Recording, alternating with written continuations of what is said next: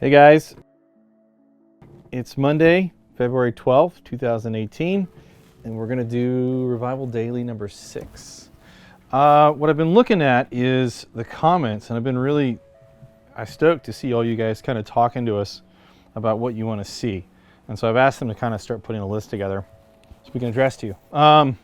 Lee Paget says Steven, but I think he means Stefan looks so different. Blah, blah, blah, blah, blah. I love the Harley. Love to hear that Harley once it's back together. Yeah, we could do that. The link to the videos. Yeah, I was worried about them being a little long, so maybe we'll just keep going. We'll do long format. If you guys get bored and you think they're too long, someone give us some feedback.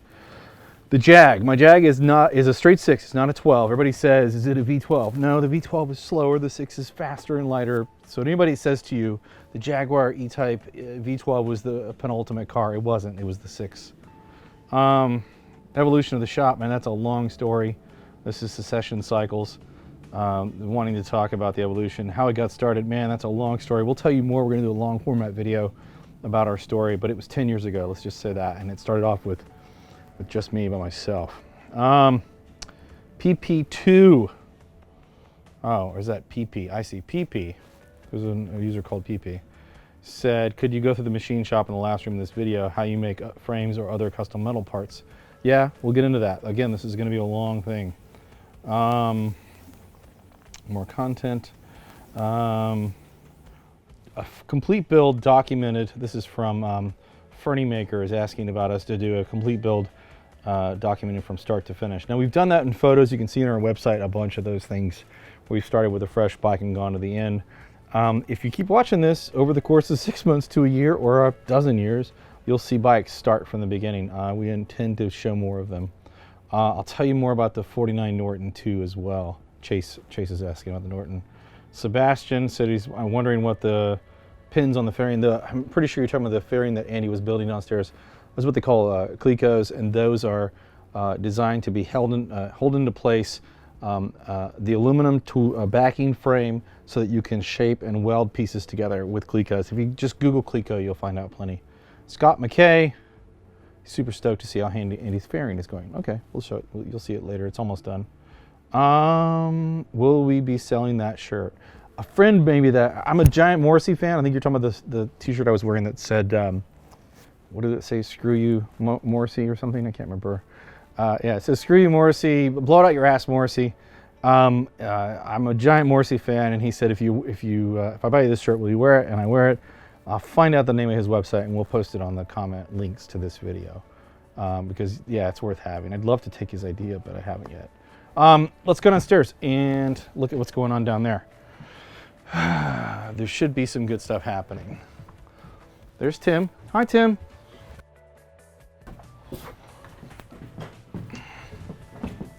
All right. So let's check in there. Let's check in with Chris Auerbach, who's working on, if not the oldest, one of the oldest bikes in the shop. Chris Auerbach, engineer extraordinaire. What are you working on? This is our 1904 Rex, so this is the one that's kind of a restoration, kind of an improvement project. So this rear axle was originally a small, like 10 millimeter axle, and so we upgraded to 14 millimeter axle with a modern hub, slightly more modern hub, and this was the old kind of clunky adjusters right here. Looks like bicycle stuff. Yeah, and so this was the very original. You can see it's broken there. It's got the very small axle. So I've made my own end caps here and then made my own adjusters. Oh, you're gonna basically trying to fit to this old busted frame. I like it. Yeah. It's much more modern. Yeah, much more modern, but still the same feel as the original stuff. And then it's got a wheel stand, so it's a pretty complex system, but it's coming along.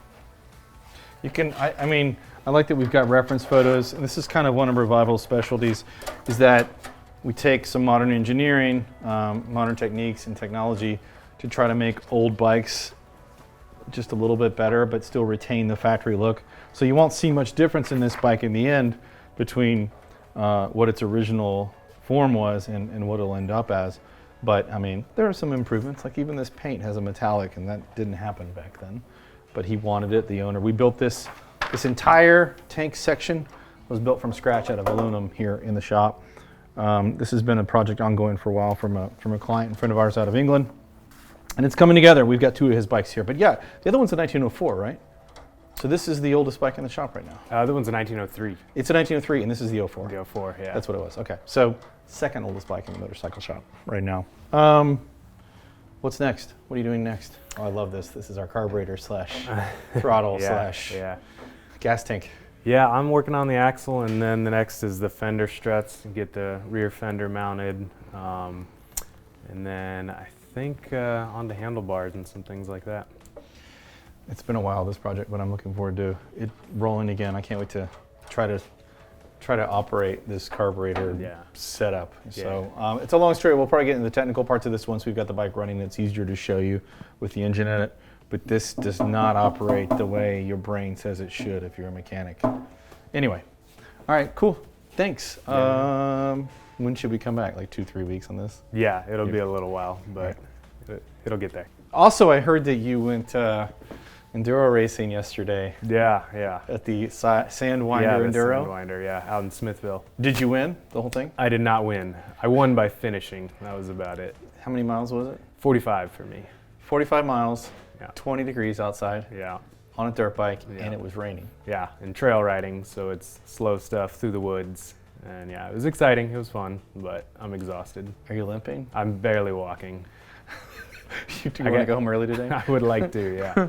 I have a bruise on my foot from kicking the bike over and over. Sounds like you need a better mechanic. Yeah, I wish I could find some. Good news is it's not your job. Yeah. Did you have fun? It was fun, yeah. All right. A lot of fun. I'll do it again. All right, good. We were a sponsor of this enduro race. I didn't go because I'm a wuss and I knew it was going to be cold, but everybody else went and apparently had a great time. Yeah. Cool. All right. We'll come back and see you later then. All right. All right, thanks. See ya. Let's talk to Mr. Alec. Hi, Alan. Hi, Mr. Padron. Yes. Looks like you're a little further apart with the sweet Harley. Yeah, I got the tool that I needed today, and when I keep saying tool, it's not like some special magical tool. It's basically just a 2-inch wrench. Show me your big 2-inch wrench. To break free. That's a good looking the intake wrench. nuts. You'd be surprised, but 2-inch wrenches aren't that easy to come by. It's not the size of the wrench that matters. And it's the leverage and how hairy it is. Okay, so tell me. So anyways, I got the exhaust nuts off, the intake nuts off, got the intake out of the way, and then that enabled me to pull the cylinders off and really start trying to see what's going on with this thing. And I'll show you over here. This is just the bottom end pistons. I'm seeing. Yeah, there's, Yeah, I'm already seeing a little bit of. What I've been doing right now after I pulled the valves out, I've been cleaning all the carbon. This thing had a ton of carbon in it, which is kind of crazy. This one's not that bad. The rear cylinder was worse. But I cleaned all this stuff up, like, I don't know, at the beginning, maybe in the middle. A year ago, but it hasn't been ridden a lot since. But there was so much carbon buildup in here, you can actually, I don't know if you'll be able to see it right now, but. Yeah, there's a pretty good gap. Yeah, here, you can see all the light coming through here. Yeah, you can see that. Hopefully so basically, as you know, that should be completely sealed. Yep. Because that's what seals all the airflow. Without seal, you don't have compression. Without compression, you don't have an explosion. Without an explosion, you don't have power. And this guy, especially the front cylinder on the exhaust valve. Anyways, I could go on and on, but the seats are pretty bad. So what are you going to do? So I think at this point, this thing probably needs new valve seats. Lapping them isn't probably going to, it's probably not going to do it. It's just too much. So new valve seats, yeah. Look at that guy. It wasn't leaking. It wasn't leaking. No, that one's Looks fine. like it was sealed up well. Probably anneal that and reuse it. Have I ever showed you the photos of Shinya Kimura's, the internal buildup on his Cannonball bike when we rode the Cannonball? He pulled the head off, and there was like a stalactite of shit. We couldn't believe it ran inside the head, like so bad. That's basically kind of how the rear cylinder was on this. It wasn't like a mountain of it, but it was such a high buildup and so hot. It was so white in there. Yeah. And there was none of these surfaces on any of the valves for sealing I don't even know how it was running. to be Well, honest with so I watched Shinya that night take many nights during the Cannibal, take the entire top end off that bike, Clean it all up. rebuild it, Yeah. and put it right back together again. I'm pretty sure Chris Davis remembers that. Oh yeah, it was insane. I've never seen anything like it. Anyway, this isn't so bad. You should be able to get done tonight, right? Just do it in the parking lot, like Shinya. I'm gonna do it in the dark in the parking lot. Yeah, with a sandwich in one hand. That guy, Shinya, and his whole team, they're so good. Anyway, what's that? Yeah. Oh, his guy. Mimi, his riding partner on the Cannonball. All right. But yeah, We're going so on too long. that's what this is now. So kind of another stopping point until we move further on the. You'll notice Alec is labeling everything: rear cylinder, front cylinder. Very methodical. We take a slower, methodical approach to what we do here. We don't actually try to do it in the parking lot. Yeah, I'm a firm believer in like a very organized and clean area. This is kind of Really, dirty. really helps the brain. I'm just saying, this is kind of dirty. I've walked into other shops before. I'm like, how do you know where everything is? How can you Where even do is this? it all? Yeah. All right. Cool. Thank you. All right. Yeah. I'll see you in a couple days. You Probably. guys are cool, man. Cool. Let's go see Andy James Dio and see if he's working today or if he's just back here on YouTube again. Andrew. Hola.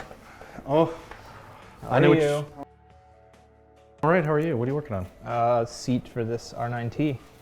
Oh, we're redoing the seat for the some RnineT. Redo. Some new upholstery, different color. So I was go gonna say ahead. this is a bike that we'd customized previously. Yeah. And the new owner's made several changes, different handlebars. We talked about this once in one of the videos. I talked about the fact that we were in fact correct. That the handlebars were too low. We put higher bars and relocated the custom bar mounts that we built. I'm sorry, mirror mounts. And what? And then part of it was he didn't like the seat color and the fact that it was too hard. And So one thing we're always going to be honest with you guys, is that building motorcycles or doing anything custom or construction, doing anything with your hands at all, and like a lot of things in life, you learn from your mistakes, you learn from your experience. And although I would say the seat we did for this probably a year and a half ago was it was more than that. was it 2 years ago? It was Yeah. probably better than any seat we'd done prior to that. Since then, we now have an in-house seat person who does a fantastic job and does much better seats than were done in the past. I won't tell you who this was, but I will tell you that Ginger from New Church Moto is the best, and she did not do this seat.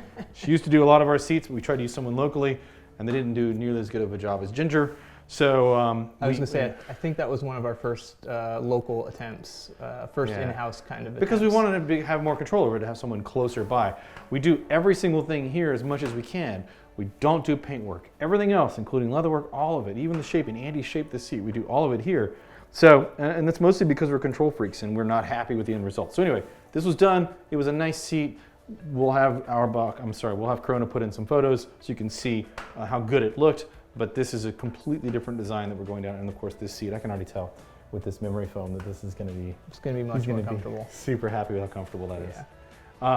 Anyway, you want to tell us? So you kept the same seat pan. Yeah, so we reused the seat pan, shaved down the old seat foam to create a new base, and I've just been building it up and using this blue memory foam. Tell people as a about how top layer. you shape. Tell people about how you start from scratch and go over. Yeah.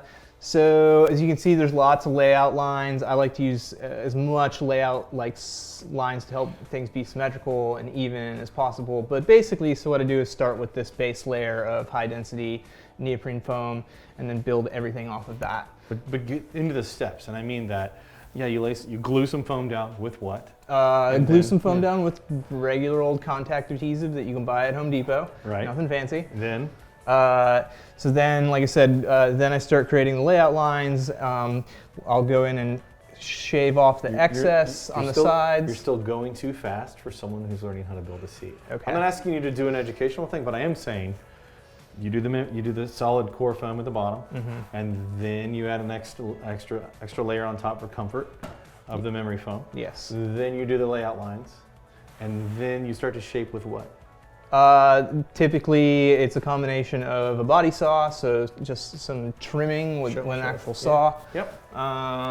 You got one? Let's talk about it. Show. Like I think that's what people want to see. This one right here. Okay, there you go. So that's really handy to like for quick trimming off the excess. And then It's a pneumatic. Yeah, pneumatic Jigsaw, essentially, handheld jigsaw. yeah, and then from there, like I said, after some of the layout lines are in place, I'll use a die grinder. It's worth showing a pneumatic die grinder with what kind of wheel on it?